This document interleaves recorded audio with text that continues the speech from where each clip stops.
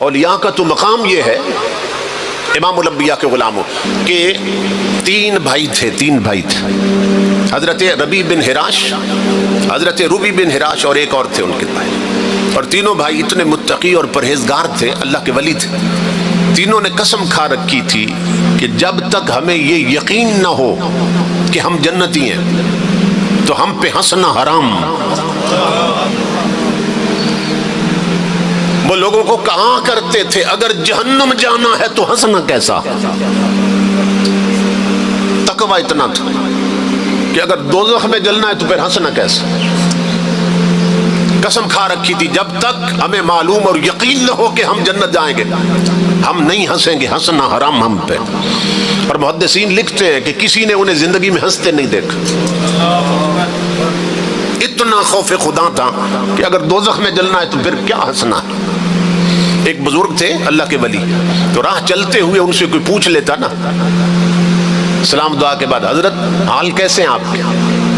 تو ہمیشہ جواب یہ دیتے اگر جہنم سے بچ گیا تو سب خیریت،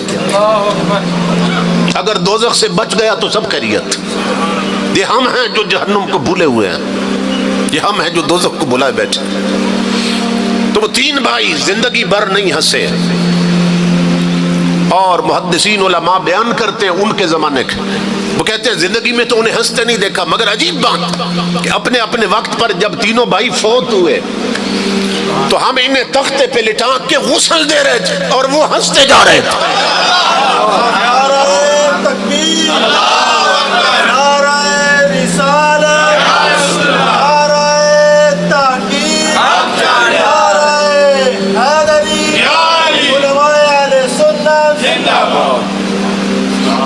اپنے اپنے وقت میں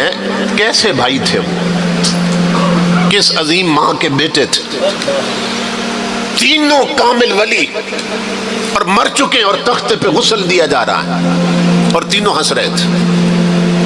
تو لوگوں کو یقین ہو گیا کہ زندگی میں نہیں ہنسے، پھٹے پہ ہنس رہے ہیں، اس کا مطلب یہ ہے انہوں نے اپنا ٹھکانہ جنت دیکھ لیا۔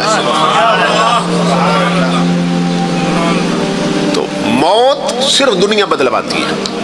اسی طرح یہ صرف کتابوں کی بات نہیں ہے، وہ اسی دور میں اللہ نے وہ عشق رسول ہمیں دکھا دیا۔ بڑے بڑے چودھری ملک مار اور راجے مر جاتے ہیں، بڑے بڑے وڈیرے اور جاگیردار مر جاتے ہیں، مگر آپ دیکھتے ہیں کہ ناک سے خون بہنا شروع ہو جاتا ہے، منہ ٹیڑھا ہو جاتا ہے، پھر یہاں کپڑا باندھ دیا جاتا ہے سر سے گزار کے، منہ سے رطوبت بہتی ہے، جھاگ نکلتی ہے، رال ٹپکنے لگ جاتی، چہرے بگڑ جاتے ہیں، مگر امام الانبیاء کے غلاموں وہ عاشق رسول جو ویل چیئر پر بیٹھا رہا، خود تو نہیں چلا مگر لاکھوں کو چلنا سکھا گیا۔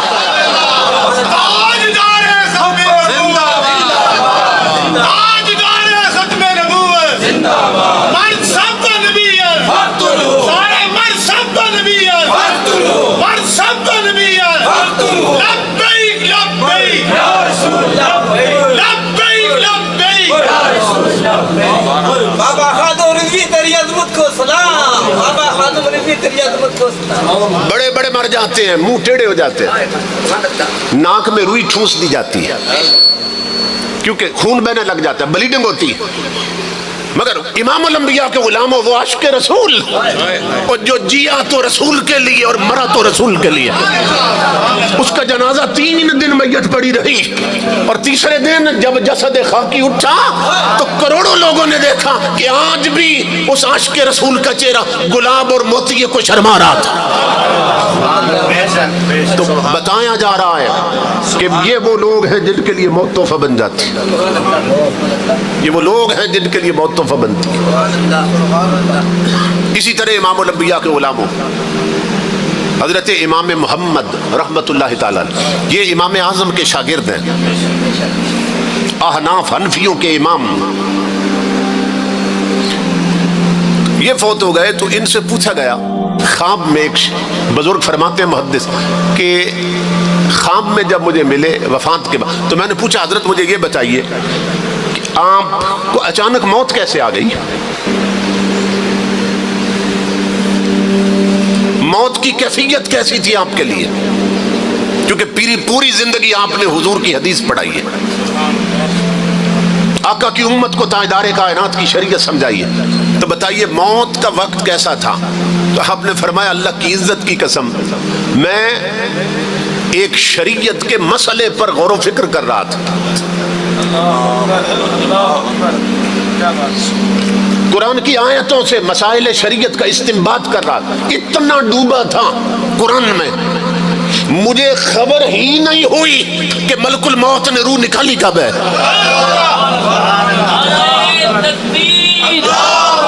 نعرہ رسالت، نعرہ حیدری۔ اور جب مجھے تختے پہ غسل دے رہے تھے اس وقت اس مسئلے سے میری توجہ ہٹی، اس مسئلے سے، اس آیت سے جس سے استنباط کر رہا تھا مسائل، اس وقت توجہ ہٹی جب تختے پہ غسل دے رہے تھے۔ تو میں نے یہ دیکھا کہ میں تو خود نہ آیا کرتا، مجھے کیوں نہ لایا جا رہا ہے؟ تو اس وقت پتا چلا میں تو مر چکا ہوں۔ اسی لیے علامہ اقبال کہتا ہے فنا کیسی، اللہ کے یاروں کے لیے، رب کے پیاروں کے لیے فنا کیسی، بقا کیسی جب اس کے آشنا ٹھہرے، کبھی اس گھر میں آ نکلے کبھی اس گھر میں جا ٹھہرے۔ تو موت، اور امام الانبیاء نے اس پہلو پر اپنے اس ارشاد سے بھی وضاحت فرمایا تحفۃ المؤمن الموت۔ امام الانبیاء نے فرمایا دنیا میں یار یاروں کو تحفے دیتے ہیں، اللہ رب العزت موت بھی اپنے ولیوں کو تحفہ دیتا ہے، موت کا تحفہ دیتا اللہ اپنے ولیوں کو۔ تحفۃ المؤمن الموت، مومن کے لیے موت اللہ کی طرف سے تحفہ ہوتی ہے، قبر تک پہنچنے تک نا۔ حدیث پاک کے مطابق جو حضور کا سچا غلام ہے اس کو 2 تحفے دیے جاتے ہیں اللہ کی طرف سے، 2 تحفے جب اس دنیا کو چھوڑتا ہے اور قبر تک پہنچتا ہے نا، تو حدیث رسول میں اسے 2 تحفے دیے جاتے ہیں۔ نمبر 1 تحفہ موت کی شکل میں اسے دیا جاتا ہے، موت کی شکل میں۔ اور امام سیوطی نے لکھا ہے کہ حضور کے کچھ غلام ایسے اور اللہ کے عاشق ایسے ہیں کہ اللہ رب العزت جب ملک الموت کو بھیجتا ہے نا ان کی طرف، تو اسے ایک پھول دیتا ہے اللہ رب العزت، اور اللہ رب العزت فرماتا ہے کہ میری طرف سے اسے پہلے سلام کہنا جس کی روح نکالنے جا رہے ہیں، اور پھر میری طرف سے یہ اسے پھول کا تحفہ دینا کہ میں جس کا قاصد بن کے آیا ہوں اس یار نے نہ تمہیں تحفہ بھیجا ہے۔ امام الانبیاء کے غلاموں وہ جب تحفہ لیتا ہے، رب کا عاشق ہے کہ میرے محبوب نے مجھے تحفہ بھیجا اور پھول کا تحفہ بھیجا ہے، تو ملک الموت اسے دکھاتے ہیں پھول کا تحفہ، یہ تیرے محبوب نے تیرے لیے تحفہ بھیجا ہے۔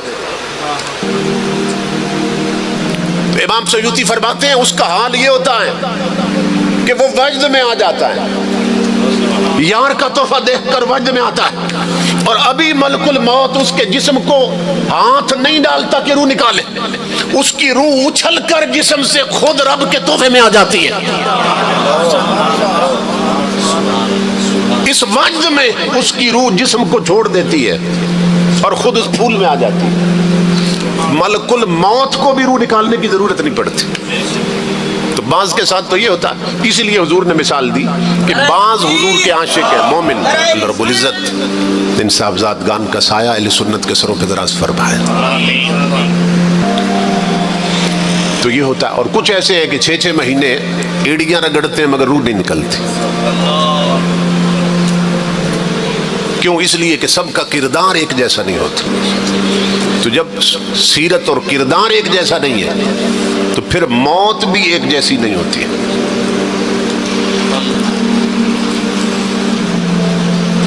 امام الانبیاء کے غلاموں، یہ جو 3 بھائی تھے نا جن کی میں بات کرتا ہوں، ان میں ایک بھائی فوت ہو چکا ہے، اور اس وقت حضرت عائشہ صدیقہ زندہ تھی، ام المومنین رضی اللہ تعالیٰ۔ اس دور کی بات، ایک بھائی فوت ہو چکا تھا، میت کو غسل دے چکے تھے، کفن پہنا چکے تھے،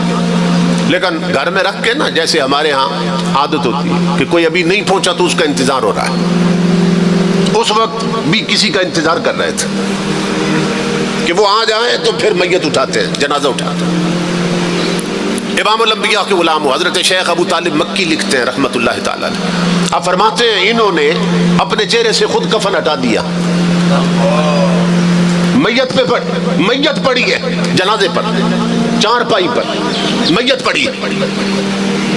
کفن پہن چکے، خود اپنا کفن چہرے سے ہٹایا اور آنکھیں کھول دی، اور گھر والوں کو فرمانے لگے اجلونی قدمونی ان ابا القاسم ينتظر الصلاۃ علیہ، کہا لیٹ نہ کرو، کسی اور کا انتظار مت کرو، جلدی لے جاؤ مجھے جنازہ گاہ میں، کیوں کہ مدینے سے کملی والے میرا جنازہ پڑھنے کے لیے تشریف لا چکے ہیں۔ والضحى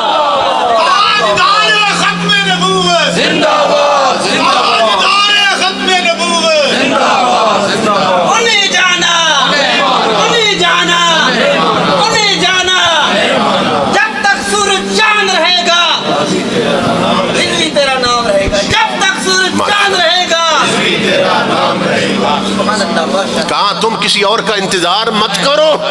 جنازہ گاہ میں محمد عربی صلی اللہ علیہ وسلم میرا جنازہ پڑھنے کے لیے تشریف لا چکے ہیں۔ یہ صورتحال، یہ بولو